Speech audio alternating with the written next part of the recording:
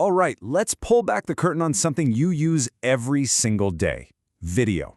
We're going to uncover the clever, almost invisible trick that makes streaming possible. And believe it or not, it all comes down to a secret family. I mean, think about it. You've done this a million times. You click on a long video, you drag the playhead way into the middle, and boom, it just plays. Instantly. How? Your phone hasn't downloaded the whole thing, so what's the magic? Well, it's not magic. It's just some really, really brilliant teamwork. And that's exactly what we're going to break down. See, to make video files small enough to fly across the internet, they can't treat every single frame of video the same way. Instead, they use different types of frames that all have to work together. Yep, the secret sauce behind every video you watch is basically a small, super efficient family of frames. Each one has a very specific job to do. And once you meet this crew, trust me, you'll never see a video the same way again. So, first up, let's meet the head of the family. This is the big boss, the anchor of the whole operation, the iframe. Now, that I stands for intracoded, which is just a fancy way of saying it's a complete picture built entirely from scratch. It doesn't need any other frames to exist. It's a full, standalone image like a JPEG or a photograph. A really great way to think about it is like a master blueprint for a building. You can just look at that one document and you get the whole picture. You don't need anything else. It's the rock-solid foundation that everything else is going to be built on. Okay, but here's the catch. Because an iframe is a whole picture, it's by far the biggest in terms of data. It's the most expensive frame. So why on earth do we use them? Well, they are absolutely essential. When you skip ahead in a video, your player is literally hunting for the next iframe. That's its starting point. And if your internet gets wonky and the picture glitches out, no problem. The player just waits for the next iframe to get a perfect, clean slate and start over. So, if iframes are these giant, expensive data hogs, how do we make videos small enough to stream? Well, this is where the rest of the family comes in. The really clever, efficient members we call the predictors.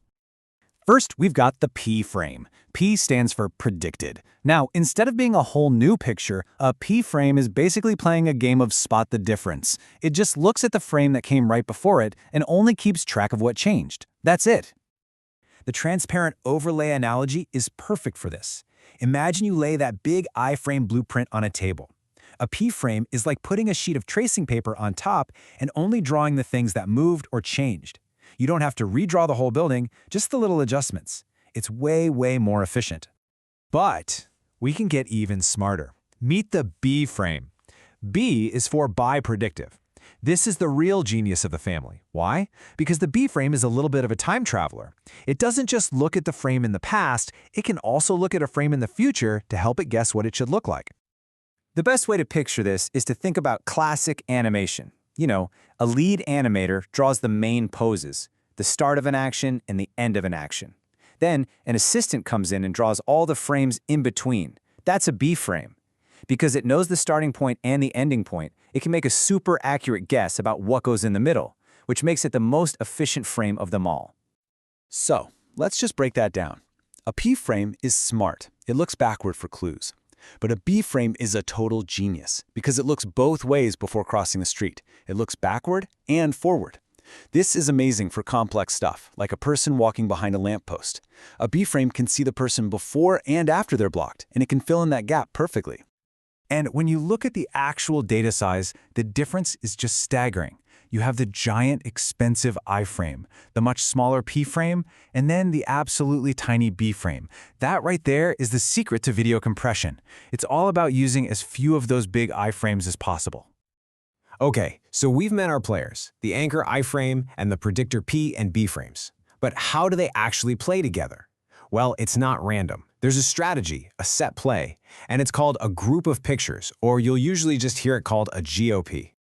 All a GOP is, really, is a repeating pattern. It's a self-contained little packet of video, and the number one rule is that it always kicks off with that big foundational iframe, and then it's followed by a specific mix of those P and B frames.